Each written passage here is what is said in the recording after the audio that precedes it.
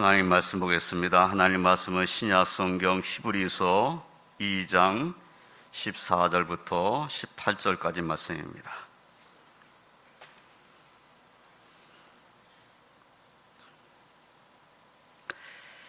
히브리서 2장 14절로 18절 말씀, 제가 말씀을 봉독합니다. 자녀들은 혈과 육에 속하였음에 그도 또한 같은 모양으로 혈과 육을 함께 지니심은 죽음을 통하여 죽음의 세력을 잡은 자 곧 마귀를 멸하시며 또 죽기를 무소함으로 한평생 매어 종노릇하는 모든 자들을 놓아주려 하심이니, 이는 확실히 천사들을 붙들어 주려 하심이 아니요 오직 아브라함의 자손을 붙들어 주려 하심이라. 그러므로 그가 범사의 형제들과 같이 되심이 마땅하도다. 이는 하나님의 일에 자비하고 신실한 대제사장이 되어 백성의 죄를 속량하려 하심이라. 그가 시험을 받아 고난을 당하셨은즉 시험 받는 자들을 능히 도우실 수 있느니라. 아멘. 할렐루야. 하나님의 은혜 가운데 다시 이렇게 모여서 예배드릴 수 있게 되었습니다. 하나님의 은혜가 저와 성도님들의 삶 가운데, 가정 가운데 넘치시기를 주님의 이름으로 축원드립니다. 오늘은 76주년 강복절기도 한 주일입니다. 강복절은 일제강점으로부터 벗어난 1945년 8월 15일과 독립된 나라로서 정부가 수립된 날인 1948년 8월 15일을 기념해서 1949년 10월 1일에 국경일에 관한 법률을 제정하고 8월 15일을 광복절이라 하고 국경일로 지정해서 이제 기념하는 날입니다. 우리 교회는 또한 하나님께서 우리에게 해방의 간격을 주신 것을 생각하고, 또 독립을 위해서 희생했던 분들을 또 생각하고 나라와 민족을 위해서 기도하기 위하여 해방 감사주일로 지킵니다. 해방된 지 76년이 되었지만 아직도 일본과의 관계는 감정의 골이 깊은 상황입니다. 일본은 역사를 왜곡하고 있고 마땅히 사과하고 보상해야 할 일에 대해서도 진전성이 있는 사과와 보상을 하지 않고 있음을 봅니다. 뿐만 아니라 온갖 수탈을 자행하고 문화 말살 정책으로 우리의 말과 글자까지도 빼앗았던 역사적인 증거들이 있는데,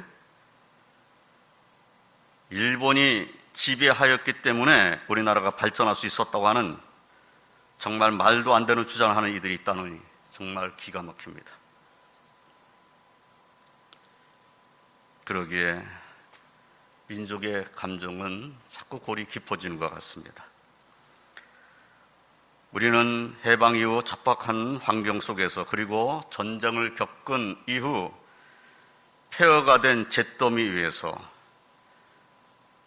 눈부신 경제적인 발전을 이루었고 이제는 세계 10대 경제 대국이 되었습니다. 우리의 조부모와 부모의 세대가 허리띠를 졸라매면서 일궈낸 것입니다. 그분들은 대부분 쉬지 않고 일을 하며 휴가라는 것을 알지도 못하고 살았습니다.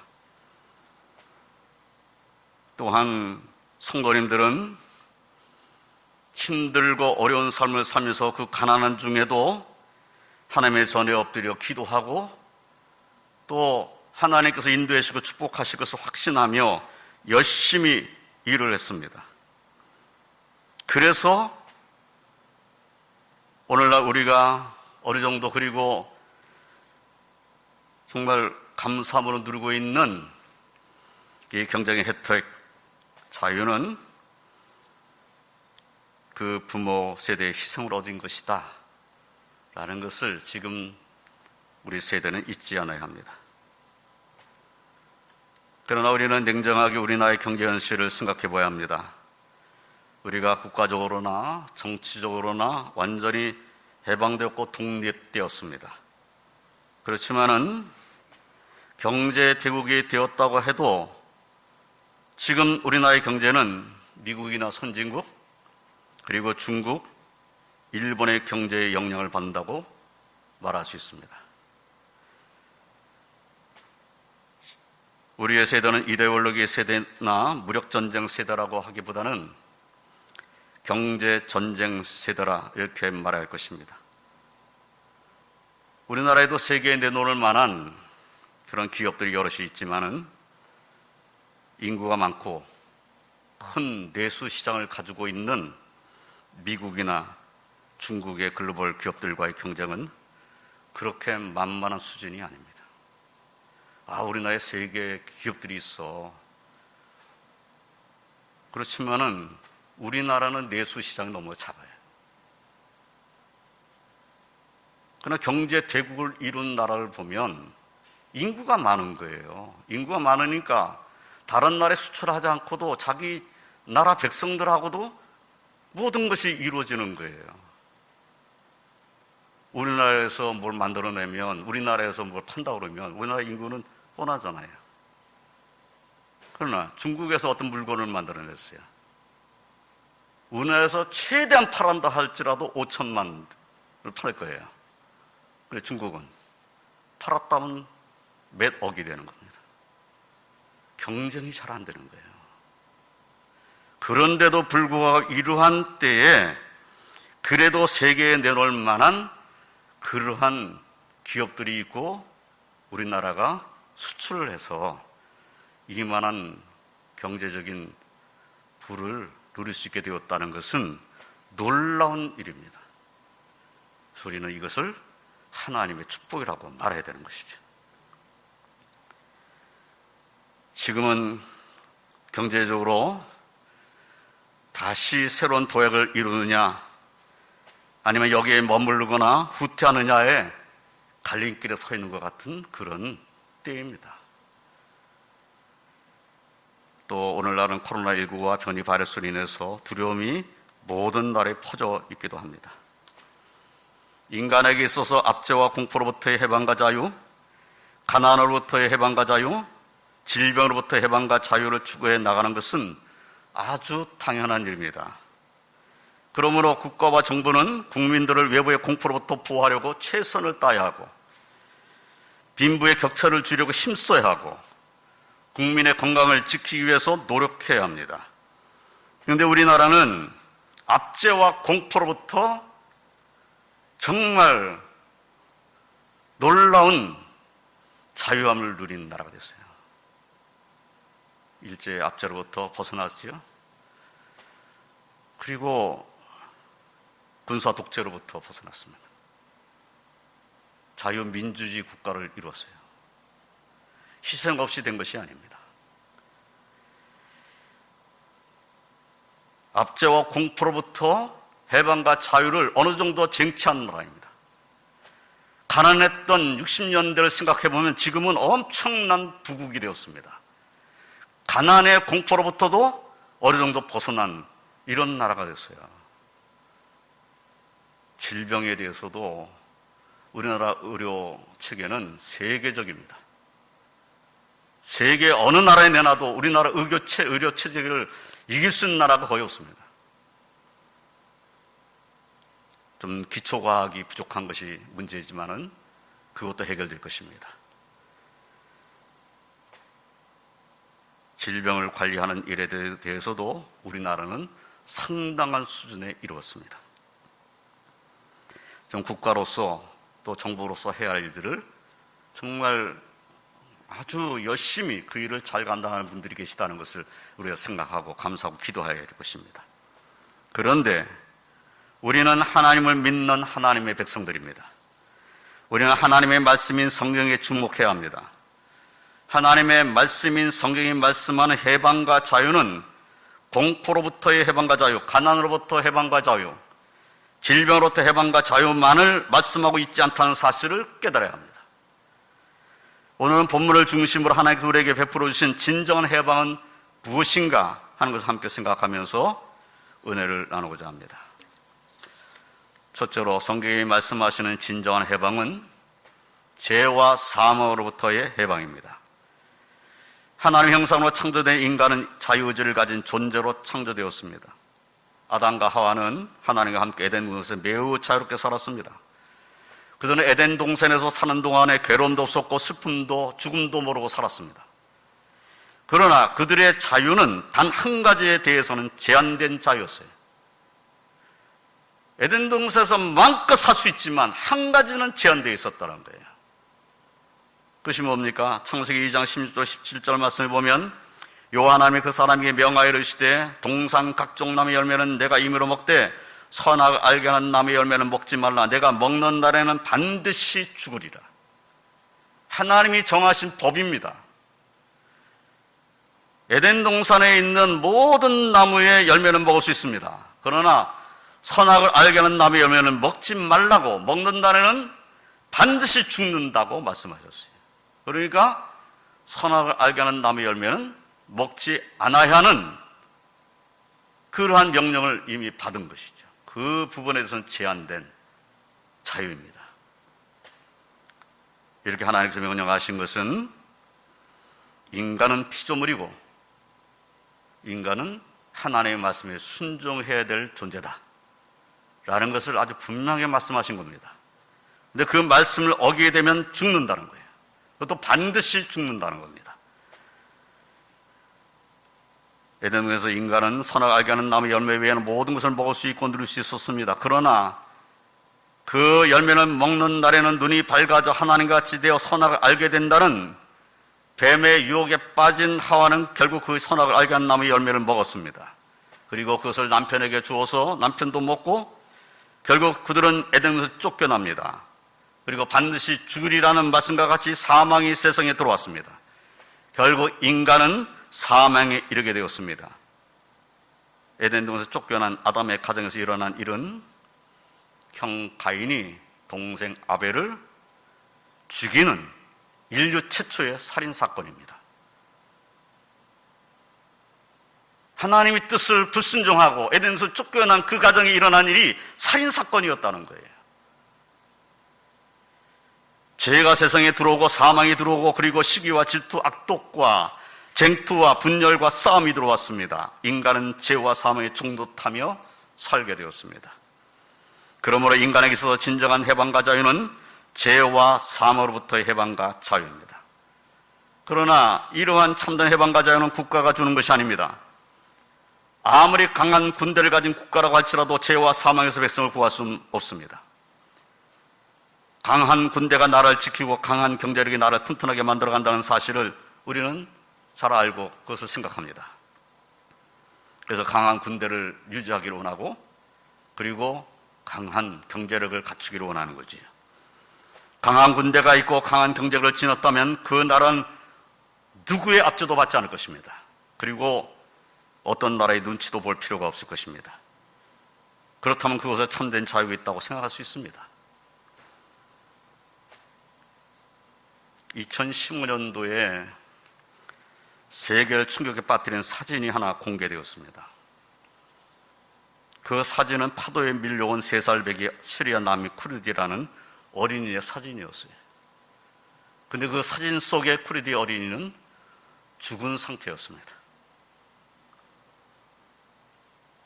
파도에 밀려와서 모래에 머리가 파묻혀 있는 어린아이 죽음의 사진이에요. 그 어린아이는 시리아 난민의 아이였어요. 아버지와 어머니와 형제들이 이 아이와 함께 시리아의 그 내전을 피해서 난민이 되어가지고 배를 타고 그리스로 가려고 하다가 바다에 빠져서 죽은 것입니다. 너무 충격적인 사진이 공개된 거예요. 그래서 난민들을 유럽이 받아들여야 된다. 이런 일들이 이제 벌어지게 되는 거죠. 나라가 전쟁의 소용돌이 속에 들어가고 내전이 길어져 고통당하는 나라의 백성들이 목숨을 걸고 국경을 넘고 보트피플이 되어 바다에 떠다니는 이런 현실을 볼 때 안정된 나라, 강한 군대, 강한 경제력을 지닌 나라가 그 나라 백성을 지킬 수 있다는 것이 사실입니다. 그러나 아무리 강한 군대와 강한 경제력을 지닌 국가라고 할지라도 그 백성을 죄와 사망에서 구원하는 참된 해방과 자유를 주지는 못한다는 겁니다.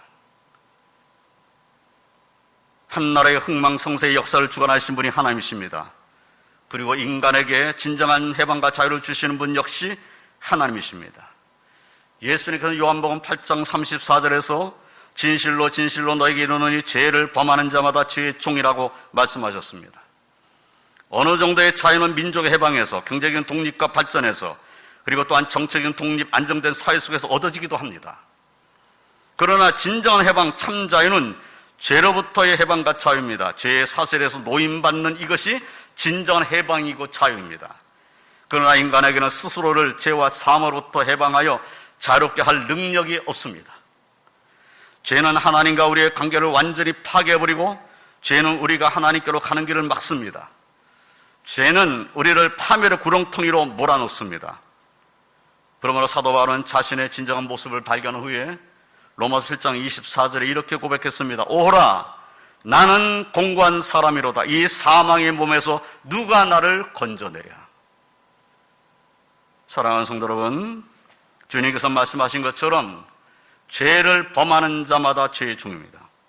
죄를 범하는 자마다 결국 그 죄의 지배를 받게 되며 결국 심판에 이르게 됩니다. 그런데 그 죄와 사함으로부터 해방되는 길을 우리 인간의 힘으로는 찾을 수 없고 만들어낼 수도 없습니다.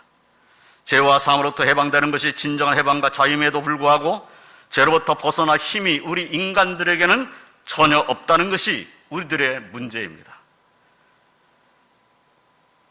그리고 진정한 해방과 자유가 무엇인지를 깨닫다 해도 그 진정한 해방과 자유를 쟁취해서 소유할 능력이 인간에게는 없다는 겁니다.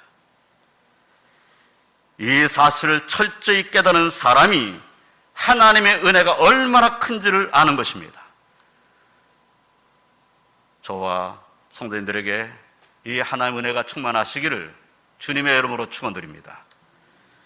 두 번째로 성경에 말씀하시는 진정한 해방은 예수님으로 말미암아 옵니다. 진정한 해방은 예수님께서 우리에게 주시는 것입니다. 예수님께서 요한복음 8장 35절로 36절에서 종은 영원히 집에 거하지 못하되 아들은 영원히 거하나니 그러므로 아들이 너희를 자유롭게 하면 너희가 참으로 자유로우리라 라고 말씀하셨습니다. 예수님이 이 말씀에서 죄를 범하는 자마다 죄의 종인데 그 종을 자유케 하시는 권한이 그 아들에게 있다고 말씀을 하고 계십니다. 다시 말하면 진정한 해방과 자유의 조건이 우리 인간의 행위에 있는 것이 아니라 오직 하나님의 아들 예수 그리스도에게 있다는 말씀입니다. 우리의 행위에 의해 우리에게 진정한 해방과 자유가 보장되는 것이 아니라 하나님의 아들에 의해 우리에게 진정한 해방과 자유가 보장된다고 말씀을 하시는 것입니다. 사도 바울께서는 로마서 8장 1절로 2절에서 그러므로 이제 그리스도 예수 안에 있는 자에게는 결코 정죄함이 없나니 이는 그리스도 예수 안에 있는 생명의 성령의 법이 죄와 사망의 법에서 너를 해방하였음이라 라고 말씀했어요. 예수님 안에서 해방되는 겁니다. 또한 오늘 본문 14절로 15절 말씀을 보면 자녀들은 혈과 육에 속하였으며 그도 또한 같은 모양으로 혈과 육을 함께 지니심은 죽음을 통하여 죽음의 세력을 잡은 자 곧 마귀를 멸하시며 또 죽기를 무소함으로 한평생 배어 종로로 타는 모든 자들을 놓아주려 하심이니 이는 확실히 천사들을 붙들어 주려 하심이 아니요 오직 아브라함의 자손을 붙들어 주려 하심이라 라고 말씀합니다. 사도 요한께서도 요한일서 3장 8절에서 죄를 짓는 자는 마귀에게 속하나니 마귀는 처음부터 범죄함이라 하나님의 아들이 나타나신 것은 마귀의 일을 멸하려 하심이라 라고 말씀하셨습니다. 하나님의 아들이신 예수 그리스도께서 육신을 입고 이 땅에 오셨으며 우리의 죄를 담당하신 십자가의 고난과 죽으심을 통하여 죽음의 세력을 잡은 자 곧 마귀와 그 마귀의 일을 멸하시며 또 죽기를 무서움으로 한평생 배어 종로 타는 모든 자들을 놓아주려 하셨습니다. 그리고 본문 16절을 다시 보면 이는 확실히 천사들을 붙들어 주려 하심이 아니요 오직 아브라함의 자손을 붙들어 주려 하심이라 라고 말씀하십니다. 예수님께서는 마귀와 마귀를 멸하시고자 하시는 것이 천사들을 붙들어 주려는 것이 아니라고 말씀하고 있는 겁니다. 오직 아브라함의 자손을 붙들어 주려 하심입니다. 아브라함의 자손이 누굽니까? 갈라디아서 3장 6절로 9절 말씀을 보면 이렇게 말씀이 기록되어 있습니다. 아브라함이 하나님 믿음에 그것을 그에게 의로 청하셨다 함과 같으니라. 그런즉 믿음으로 말미암은 자들은 아브라함의 자손인 줄 알지어다. 또 하나님이 이방을 믿음으로 말미암아 의로 정하실 것을 성경이 미리 알고 먼저 아브라함에게 복음을 전하되 모든 이방인이 너로 말미암아 복을 받으리라 하였느니라.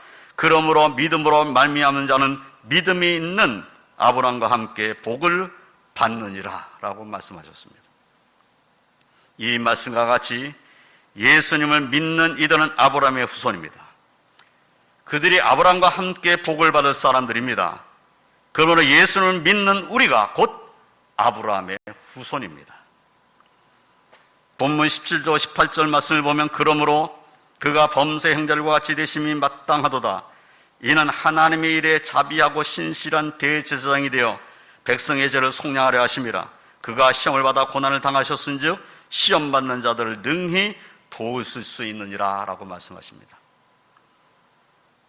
하나님의 일에 자비하고 신실한 대제사장인 예수님께서 백성의 죄를 속량하셨습니다. 아브라함의 자손을 구원하시기 위해서 십자가를 지신 것입니다. 시험을 받아 고난을 당하신 예수님은 시험받는 자를 능히 도우실 수 있는 분이십니다. 예수님은 우리의 연약함을 동정하시는 분이십니다. 아브라함의 후손인 우리들과 함께 하시며 우리를 붙드시고 인도하시며 축복하시는 분이십니다.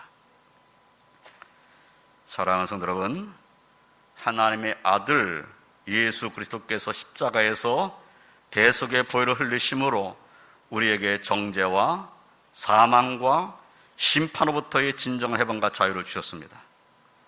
그러므로 예수를 믿는 우리들은 이제 더 이상 마귀의 권세, 사망의 권세가 있지 않습니다.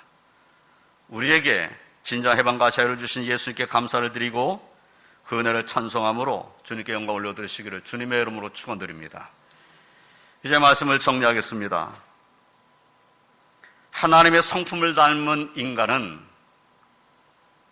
자유를 갈망하며 찾는 것이 당연합니다. 그러나 인간의 가장 근본적으로 다가오는 문제는 정죄와 사망과 심판입니다. 죄를 지었기 때문에 하나님 앞에 설 때 정죄당하고 정죄당했기 때문에 사망에 이르게 되고 사망 이후에는 심판을 받게 되는 것이 인간입니다. 어느 누구도 정죄와 사망과 심판으로부터 자유할 수 없습니다. 그런데 혈과 육을 함께 지니시고 이 땅에 오신 하나님의 아들 예수 그리스도로 말미암아 우리들은 정죄와 심판을 받지 아니하는 진정한 해방과 자유를 소유한 하나님의 백성, 하나님의 자녀가 되었습니다. 진정한 해방을 얻었다는 것은 죄와 사망에서만 벗어난 것이 아니라 완전한 나라, 하나님 나라에 들어가는 해방과 자유입니다. 진정한 해방과 자유가 무엇인지를 깨닫는 우리들은 더욱 하나님께 기도하여야겠습니다. 이 민족의 1절부터 해방된 강복의 기쁨을 주신 하나님께 감사를 드리면서 예수 그리스도로 말미암은 진정한 해방과 강복을 이 민족에 주실 것을 우리는 기도해야 되겠습니다. 하나님을 알지 못하는 백성들이 아직도 많이 있으니 진정한 해방과 진정한 자유를 모르는 백성들이 많다는 것입니다.